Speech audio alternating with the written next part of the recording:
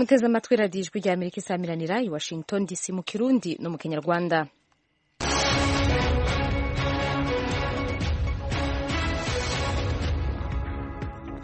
Inshuti banywanyi mwiriwe neza, muri kumwe na Oriane Tangishaka. Ijwi rya Amerika rivugira kuri FM 104 n'ibice bitatu mu Rwanda. Mu Burundi naho mutwumvira ku mirongo migufi ya shortwave kuri metero 19 na metero 22. Kuva ku itariki ya 28 z'ukwezi kurangiye kw'indwi gushika ku itariki 8 z'ukwezi turimwo i Birmingham mu Bwongereza hariko habera inkino za Commonwealth zihuza ibihugu bitandukanye vyo hirya no hino ku isi. U Rwanda rwarazitabiriye. U Rwanda ruhagarariwe mu mikino ya atletisme no kwiruka, hakabamo koga, hakabamo beach volleyball mu bagabo, hakabamo n'umukino wo gusiganwa ku magare. Uyo ni Mugisha Jean-Jacques ahagariye amakipe yo mu Rwanda. Mu Burundi umugwi w'impunzi ziserukira abandi bari muri Tanzania wararungitswe mu Burundi kwirabira ingene umutekano wifashe, inyuma bazosubira inyuma kubwira bagenzi babo bahunguke.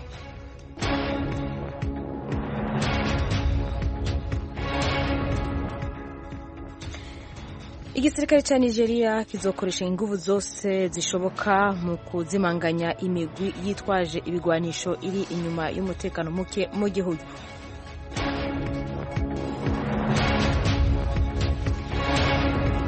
Repubulika Iharanira Demokarasi ya Kongo yirukanye umuvugizi w'ingabo z'amahoro za ONU inyuma y'imyerekano yabaye mu gihugu.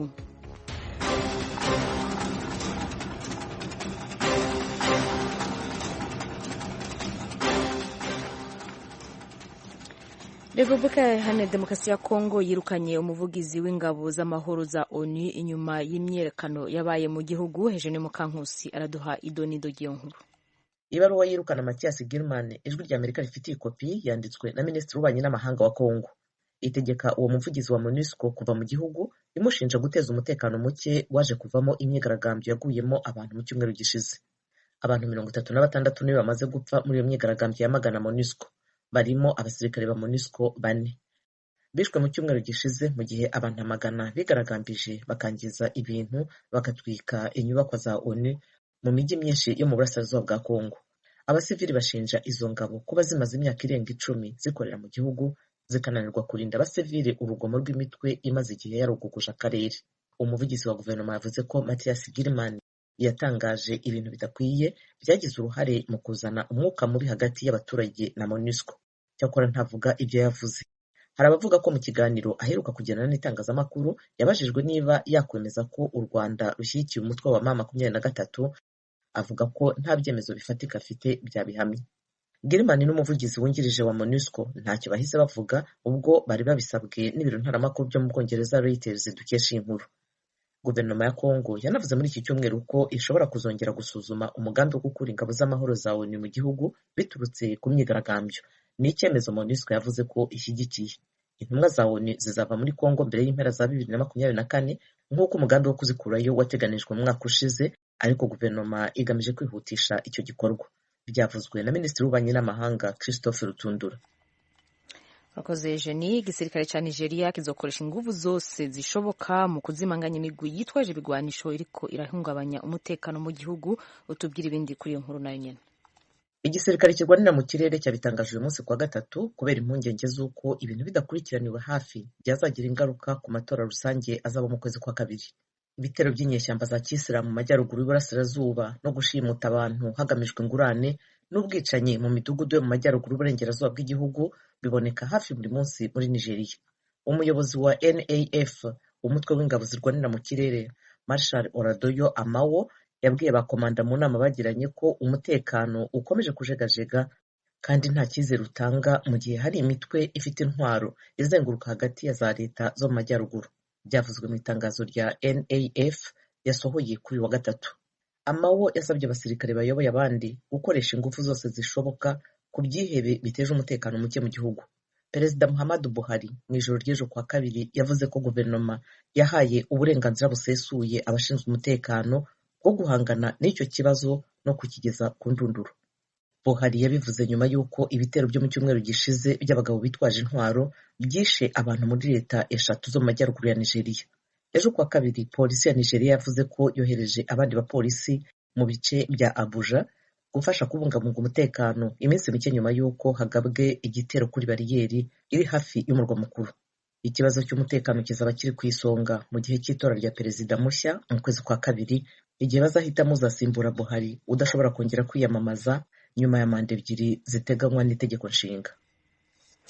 Ubwato bwa mbere bwatwara imizigo bwasuzumwe uyu munsi kuwa gatatu Istanbul hakurikijwe amasezerano bafashijwemwo yumvikanywe ko hagati ya ONU, Ukraine n'Uburusiya mu bijanye no gushorera hanze miliyoni z'amatone y'ingano yafatiwe ku bivuko vya Ukraine n'intambara muri ico gihugu. Ibindi Eugene Mukankusi arabifise.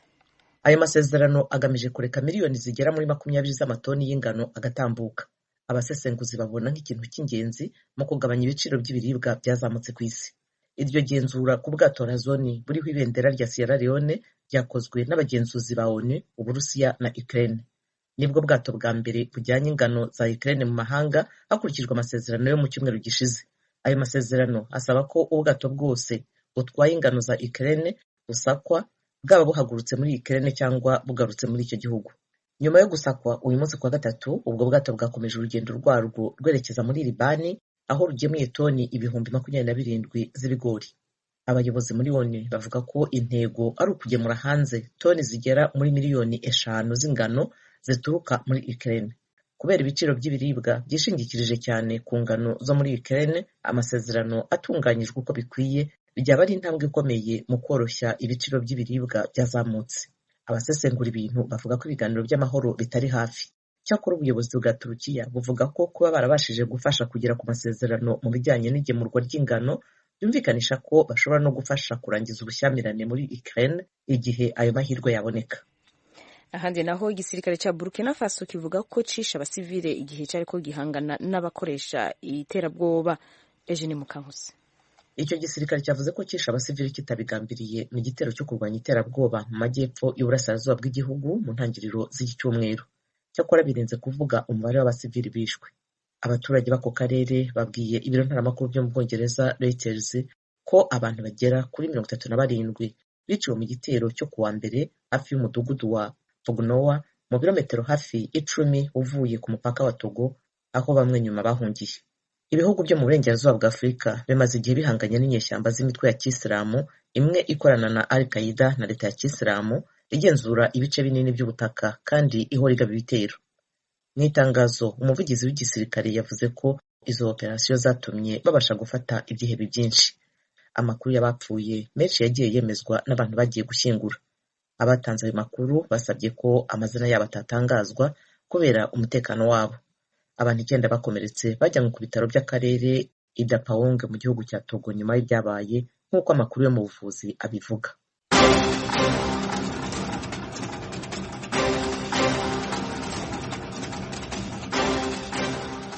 Radio Ijwi ry'Amerika ibandanya kuvugira i Washington DC mu Kirundi no mu Kinyarwanda. Mutusange kuri internet naho nyene adresse yacu ni wezi3 akaburungu radio yacu voa.com no kuri YouTube na Facebook adresse yacu ni VOA radio yacu. Amakuru yo mu karere k'ibiyaga binini vya Afrika.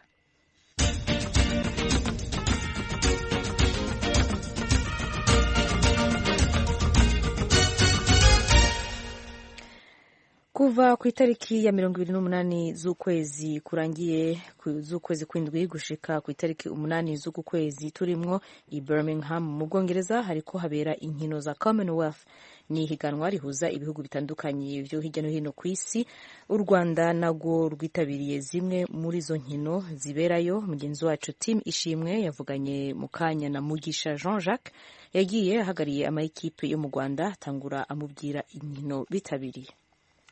U Rwanda ruhagarariwe mu mikino ya atletisme, ubwo no kwiruka, hakabamo koga, hakabamo beach volleyball mu bagabo, hakabamo n'umukino wo gusiganwa ku magare. Amakipe yose yagiye ahagararira u Rwanda, urebye uko muri gukina amakipe ari kwitwara gute? Kugeza ubu abakinnyi bahagarariye u Rwanda bamaze batangiye imikino harimo swimming, iyo ikaba yanarangije imikino yayo. Abakinnyi bari bahagarariye u Rwanda muri swimming bari babiri, umwe yogaga metero 50 freestyle na metero 100 freestyle, undi yoga metero 50 hamwe n'ijana mu buryo bita butterfly. Bose barangije gukina, ariko muri bose ntabwo babashije kujya kwikarifiya muri kimwe cya kabiri, bagarukiye muri raundi ya mbere. Abandi batangiye imikino ni ikipe ya beach volleyball y'abagabo. Ubwo ni volley ikinirwa ku mucanga. Volley ikinirwa ku mucanga. Uyu munsi nibwo bakinye match yabo ya gatatu, bari mu itsinda ririmo Australia, ibirwa bya Maldives hamwe n'ikipe ya South Africa. Match ya mbere bakaba bakinye na South Africa, bayitsinda amaseti 2-0. Match ya kabiri bakina na Maldives, bayitsinda amaseti 2-1. Uyu munsi nibwo bakinye umukino wa gatatu mu itsinda, bakina na Australia, ikaba yabatsinze amaseti 2-0, ariko bakaba babashije gusohoka mu itsinda ari aba kabiri, babona umwanya wo kuzajya muri kimwe cya kane. Abandi bahagarariye u Rwanda muri no mikino ni umukino wo gusiganwa ku magare, bo bakaba bazatangira gukina ejo ku itariki 4, bakazatangira mu gice cya mbere cyitwa time trial, aho bazakinira mu mujyi wa Wolverhampton. Abandi nabo bari butangira amarushanwa yabo uyu munsi nabo muri atletisme mu gusiganwa ku maguru, aho dufitemo abakinnyi 4. Uyu munsi hakaba hari umukobwa uri butangire agakina isaa 2 z'ijoro isaha yo mu Bwongereza, arakina metero 10,000. Ugereranije nuko mwiteguye mbere yuko mwerekeza Birmingham mu Bwongereza n'amakipe wenda yaturutse mu bindi bihugu, urabona mufite amahirwe yo kuzagera hehe muri imikino? Intego twari twazanye muri no mikino, navuga ko abakinnyi bose twazanye ni ikiragano gishya cy'abakinnyi, n'abakinnyi bakibyiruka. Tukaba twari dufite umuhigo w'uko iyi ngiyi iba intangiriro yo gutegura imikino Olympique ya Paris 2024, bakagira experience mu marushanwa manini akomeye nk'aya ngaya, kuko mu bihe byashize twagiye tugira ikibazo cy'uko abakinnyi bacu bajya kwitabira amarushanwa nka za Jeux Olympiques badafite experience muri ano marushanwa, bikabatonda. Aho niho nari ngiye kubaza nawe tunahakomoza uvuga ati ko wenda harimo abadafite experience ihagije cyangwa se unararibonye, ariko bagiye bahagarariye igihugu. Ariko se niyo barebye ku giti cyabo, buri mukinnyi ku giti cye ubona afitemo icyo cyizere cyo kuvuga ati ndahesha igihugu ishema? Iyo barebye ubona ko abakinnyi bafite morali, kandi ari n'ishema kuba aribo batoranyijwe kuza guhagararira igihugu. Kandi niyo ugiye ureba kuri rokoro zabo cyangwa ku bihe byabo uko basanzwe bakina, urebye nko muri swimming nubwo batabashije kujya muri kimwe cya kabiri, ukareba uburyo bakoze, ukareba ibihe byabo bakoresheje, ubona ko bagiye bakora improvement. Rero ubona ko ari ishema kuri bo. Hari nk'imbogamizi mwarahuye nazo? Imbogamizi yabanje kuba ikirere. Twahageze hari ubukonje cyane, ariko uko iminsi yagiye itambuka twagiye tumenyera. Nanone amarushanwa ajya gutangira, navuga ko klima yahindutse, hari izuba, ariko twahageze hakonje. Ariko ntabwo navuga ko hari ingaruka bishobora kuba byarageze kuri performance. Hari nk'ubutumwa waha abakinnyi mwajyanye muri irushanwa, wenda wabaha nk'umuntu wagiye bahagarariye kugira ngo bibatere ishema?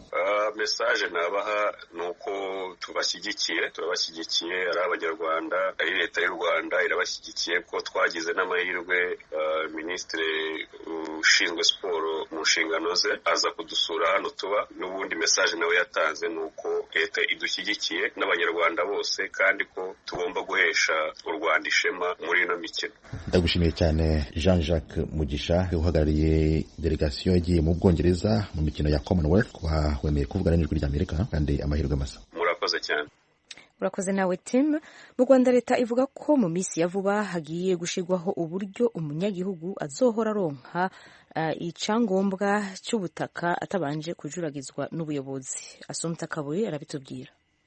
Mu mpera z'icyumweru gishize, Minisitiri ufite ibidukikije mu nshingano ze yari yitabye inteko ishinga amategeko ngo asobanure ibibazo bigaragara muri serivisi z'ubutaka. Bimwe mu bibazo yagejejweho birimo ubutaka bushyirwa mu nyungu rusange ntibwandikwe kuri leta, ibyemezo by'ubutaka bisohoka ntibihabwe ba nyirabyo, n'itinda ry'imitangire ya serivisi z'ubutaka muri rusange. Minisitiri Mujawamariya Jeanne d'Arc yasobanuye amavugururwa leta yatangiye azarangiza ibi bibazo. Ibindi birimo gukorwa hari gukorana n'Irembo, umuturage yagiye dusabira azisabira bitabanje kunyura ku karere. Harimo gukorwa icyangombwa koranabuhanga ku buryo ingendo zo kujya gufata ibyangombwa gikozwe mu buryo bw'impapuro nazo zizavaho. Ahangaha abaturage bakaba bazashobora kujya babona icyangombwa cyabo ku irembo. Raporo y'umugenzuzi mukuru w'imari ya leta ku micungire y'ubutaka yasohotse umwaka ushize yagaragaje ko hari imanza 421 z'ubutaka leta yimuyeho abaturage ku nyungu rusange ariko ntibuyandikweho.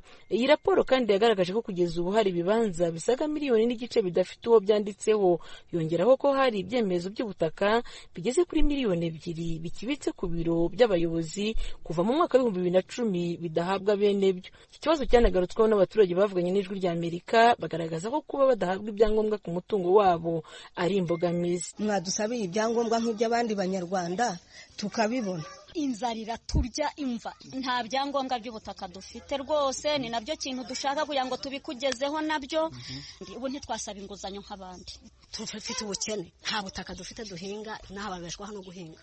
Kuri ibi bibazo by'abadahabwa ibyangombwa by'ubutaka hiyongeraho n'icyo abaturage bakomeje kugaragaza ko imisoro bacibwa ku butaka bwabo ihabanye n'ubushobozi bafite muri iki gihe. Hari ibintu bibangamira nkatwe rubanda rugufi nk'ikibazo cyo gusorera amasambu, nk'ikibazo cyo gusorera amazu, ariko nkatwe iwacu byaratubangamiye nubwo leta yo ibona ari bwo buryo, ariko twebwe abaturage byaratubangamiye. Umuturage ntaho yikora, afite ako kantu niko karimo inzu, ntihari guhinga utuboga, ntihari kugira te, none hazamo ya misoro ugasanga bibaye ibindi. Ni nayo impamvu usanga abantu benshi niyo misoro batagira batayitanga, agategereza ati nzabo bazazi bahatware. Bamwe mu bagize inteko ishinga amategeko babajije Minisitiri Mujawamariya amaherezo y'abaturage bananiwe kwishyura imisoro ku butaka batunze. Windi Depite wa Nyirigira Gloriosa: nk'umuturage mwaganira ati jye nagiye kubarisha bambwira ko ari miliyoni, ati jye ndebye rero n'ubushobozi bwanyu mfite miliyoni sinanayibona, nzabyihorera bimere gutyo, ubwo nyine leta izabutwara cyangwa nipfire nyine abana basigaye bazirwariza cyangwa leta ibutware. Ariko kumva n'umuturage yabikuganiriza ukumva nawe ntabwo uri bubone igisubizo uri bumuhe. Ubwo nyine miliyoni ayigejejemo akabona adashobora kubasha no kwishyura, arabyihorera. Ese bizarangira biti? Ni byose kuko abaturage bavuga bati leta izagera ibyitwarire. Iki kibazo ndetse n'ibyo abaturage bibaza ku misoro yabananiye kwishyura, Minisitiri w'Ibidukikije mu Rwanda Mujawamariya yabitanzeho ibisobanuro. Abo bo mu cyiciro cya kabiri batabimenye ariko imisoro ikaba imaze kuba myinshi, hari abo njyanama zagiye zisonera. Ubu ngubu turanakangurira abadashobora kwishyura imisoro yagiye yiyongera kwandikira njyanama kugira ngo zibe zakwiga case by case, zibe zasonera abo baturage iyo misoro. Cyane ko hari aho usanga bamusoresheje umusoro w'ubutaka butuweho kandi nta bikorwa remezo birahagezwa. Nyuma y'ibisobanuro byatanzwe na Minisitiri Mujawamariya, abadepite bagaragaje ko banyuzwe n'ibisobanuro bye. Assumpta Kaboyi, Ijwi ry'Amerika, i Kigali.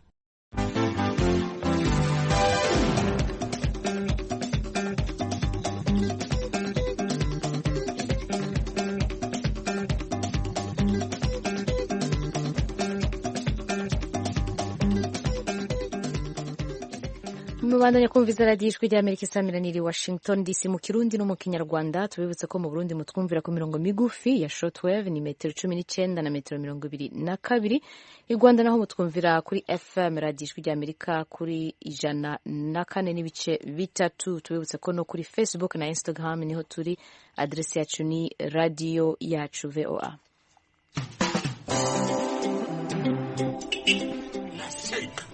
Igira hirya ariko mata winyegera ariko abanyabugongera ntabwo njya mbizera muri abanyamitwe ngo jewe nduwibugo yego rata uri umunyarusangi kazi kuko nibo bagenda bimyozora nk'inka zabo ariko abirasi bimuhumuruka mani shofe wenda abona shaka uri wacu rusangi uradutwara neza kandi ndakwizeye. Mie kwetu ni bugo. Ndiyo bugo. Wiki? Nukuvuga ko buri wese muri twebwe yagiye yibeshya ku wundi. Yaba. Shofe. Twigende. Kombo taxi yaje. Taxi ikorera hafi y'umupaka. ishobora gute gutwara abantu baturutse mu mihingo yose kandi bafise byinshi bibatandukanye? Kombo Taxi muyitegurirwa kandi mukayigezwaho na La Benevolencia Royal. Ico rero ni ca kiganiro Kombo Taxi mwumva buri musi wa gatandatu amasaha ya 12:00. Tubandanye makuru n'ibiganiro by'iradiyo Ijwi ry'Amerika. Tuze mu Burundi aho umugwi w'impunzi ziserukira abandi bari muri Tanzania urungitswe mu Burundi kwirabira ingene umutekano wifashe hanyuma bazosubira inyuma kubwira bagenzi babo bahunguke. Bitegekanijwe ko bazotembera mu gihugu cyose, naho biruko rero hari abagenzi babo basigaye inyuma mu nkambi y'impunzi banegura ico gikorwa bakavuga ko categuwe n'igihugu bahunze. Ni inkuru umenyesha makuru w'Ijwi ry'Amerika Pierre Claver niyo nkuru atubwira ibindi. Izo mpunzi ziserukira izindi n'abarundi 15 binjiriye ku rubibe rw'Uburundi ruri ku Mugina muri komine Mabanda intara ya Makamba ihana urubibe na Tanzania mu bumanuko bw'igihugu. 9 muri abo baturuka mu ikambi ya Nduta irimwo impunzi zirenga gato 77,000 mu gihe 6 nabo bavuye mu ikambi ya Nyarugusu irimwo abarundi bahunze barenga gato 50,000 bahiswemwo n'umugwi nyabutatu ugizwe n'u Burundi, Tanzania n'ishami mpuzamakungu HCR gita impunzi. Ni mu ntumbero y'ico ishirahamwe HCR gita mu Congereza Go and See aho impunzi zija mu gihugu zahunze kuraba uko ibintu vyifashe hamwe no kwirabira nimba ico zahunze kikihari, gutyo bagasubira inyuma kubwira bagenzi babo ko botahuka nk'uko bisigurwa n'ishirahamwe mpuzamakungu HCR. Igihe bashika kuri uyu wa kabiri nta na kimwe bari bemerewe kuvugira ku maradiyo n'ibinyamakuru. Yamara umuyobozi mukuru ajejwe gutabukana impunzi mu bushikiranganje bw'intoragati mu gihugu Nestor Bimenyimana yabwiye Ijwi ry'Amerika ko icatumye hiyumvirwa uwo mugambi ari uko igitigiri c'abahunguka cagabanutse cane. Twavuye ku bantu 700 kuri komvwa tugira kandi komvwa zibiri mu ndwi tuva ku bantu 1,400 tuja ku bantu bari munsi y'ijana. Turabona ko biteye amakenga. Niho rero twavuga tuti kugira abahunguke nibaze birabire mu gihugu ingene hameze. Nka bose bahunze mu mwaka wa 2015 bavuye mu ntara za Makamba, Rutana, Rumonge na Bururi. Bitekanijwe ko bazotemberezwa mu gihugu cose kwirabira ingene umutekano wifashe, ivyerekeye agateka kazina muntu, amatongo n'ayandi matungo yasizwe n'impunzi n'ibindi. Yamara abasigaye mu makambi bavuyemwo ntibashima ico gikorwa. Bamwe mu mpunzi Induta n'Inyarugusu muri Tanzania bemeza ko batigeze bagishwa inama, gutyo ko nibizova muri urwo rugendo batazovyemera. Abantu biwabo bakorera ubutegetsi ko ntitwigeze tubimenya, nta n'umwe yagishije inama, nta n'ubuzi iyo batorewe. Ngiye dusanzwe dufise abarongozi ku ruhande rw'abashefu de zone, ku ruhande rw'abaserukira ikambi, abo bita bande kambi. Abo rero nabo nta mahirwe baronse yo kugenda. Bitekanijwe kandi ko izo ntumwa zizobonana n'abahungutse bava mu bihugu bitandukanye kugira ngo babashingire intahe ingene babayeho. Bamwe muri abo baheruka guhunguka babwiye Ijwi ry'Amerika ko bahangayikishijwe nuko utwo bahungukanye twaheze, ndetse akaba atanamazu barubakigwa. Gusa hari n'abandi bagerageza kwiteza imbere. Mu kibano no kuri nta ngorane, ahubwo ingorane tuzibona mu bintu bijanye n'imfungurwa n'uburaro. Ibisanzwe tumaze guhunga inzu yarageze igihe irabomoka, narashoboye gusanira ikunda, ariko kubera ko yari yagurutse ububati bwariko bwaratabaguritse. Naho ubundi ho batatugarukiye ko inzara iza kutwica. Ndadandaza kandi n'ubu mbayeho mw'ubwo buryo, nkongera nkaja mw'ishirahamwe nza ndaziganya, ndose 500 nkayabitsa hariya, ari ikintu nkeneye nkagenda nkatora ingurane. Izo mpunzi zahungiye muri Tanzania zozo zemeza ko zifise amakenga kwinyuma y'urwo rugendo ibikorwa bigamije kuzitabukana ku nguvu bishobora kwiyongera. Basaba ishami mpuzamakungu ONU ribitaho n'igihugu ca Tanzania cabahaye indaro ko vyo bareka akaba aribo bifatira ingingo yo gutaha atagahato. Rero amakenga bagiye kudufata kutubwira ko n'impunzi bagenzi bacu bagiye hanyuma baragaruka, basanze hariho umutekano, hari amahoro. Urumva ko ari ingorane bagiye kuduha igiti nyene batubona, baca badukubita ubuhiri dutahe dutashe. Twebwe nk'impunzi turazi ico twahunze, turazi ubwicanyi twahunze, turazi itotezwa twakorewe duhunga. Nta muntu rero ashobora kuja kudusirukira ngo mu Burundi hariyo amahoro. igihugu ca Tanzania nico kirimwo impunzi nyinshi z'abarundi izirenga gato ibihumbi 126 mu gihe abakiri mu buhungiro bose hamwe barenga ibihumbi 257. Igikorwa nk'ico c'intumwa z'impunzi ziva muri Tanzania zikaja kuraba ingene umutekano wifashe mu gihugu zahunze zivamwo mu Burundi cari carigeze kuba mu mwaka w'ibihumbi 2010 ku bari barahunze mu myaka y'igihumbi 1972 no muri 1993 mu ikambi ya Mutabira. Icakurikiye mu mwaka w'ibihumbi 2012 nuko igihugu ca Tanzania caciye cugara amakambi yose ayandi arasamburwa maze abari muri yo batahukanwa ku nguvu nk'uko impunzi zari zarahunze ico gihe zigasubira guhunga ubugira gatatu mu mwaka w'ibihumbi 2015 zibivuga. Pierre Claver Niyonkuru, Kigali, ku bw'Ijwi ry'Amerika.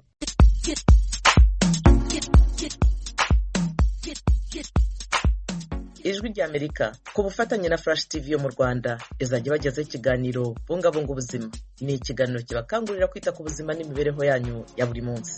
Ni buri cyumweru saa 11:30 no kuwa kane saa 12:30 ku mugoroba kuri Flash TV. Mwakurikira icyo kiganiro ku mbuga zacu zitandukanye zirimo Facebook na YouTube kuri radio yacu VOA. Turabaranditse.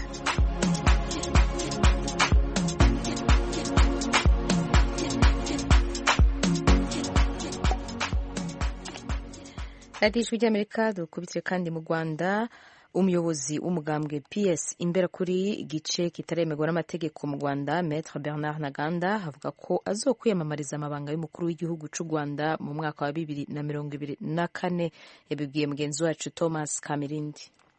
Nibyo rwose ntabwo ari ubwambere, ahubwo wenda iri tangazo ritarakugezeho, ariko ni inkuru yabaye kimomo, ahubwo ndatangaye niba ari ubwa mbere wenda waba ubizi, ariko bimaze igihe rwose, kandi ndi niyemeje kuba umukandida azinjira amatora mu mwaka w'2024. None nizeye ko rwose ngize amahirwe nahangana n'umukandida wa FPR Inkotanyi, amata akaba yabyara amavuta mpanganye na nyakubahwa perezida wa Repubulika Paul Kagame. Kandi ngo kuko bizashoboka, kuko nawe yivugiye ko ashobora no kuzongera kwiyamamaza indi imyaka 20 iri imbere. Murakoze cyane. Maître Ntaganda Bernard, radiyo ijwi ry'Amerika nayo iragushimiye rwose.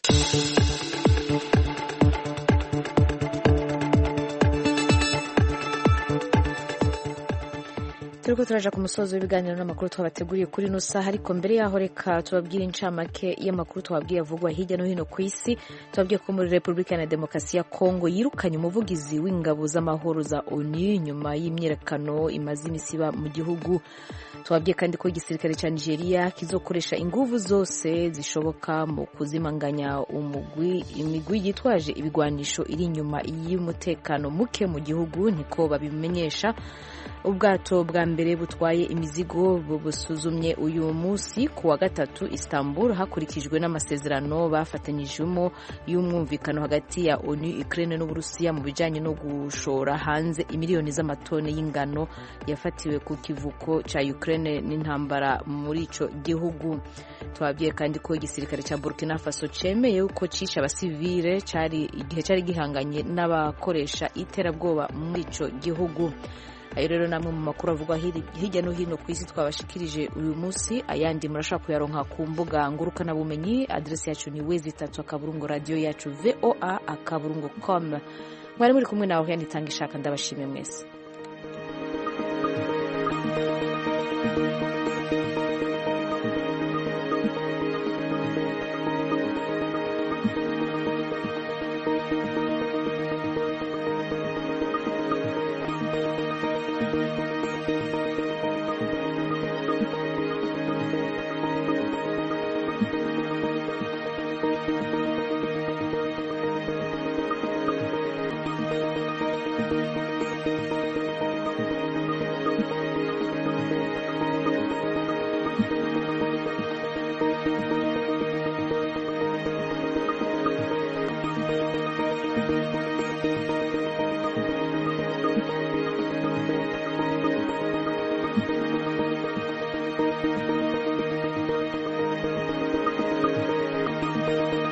Thank you.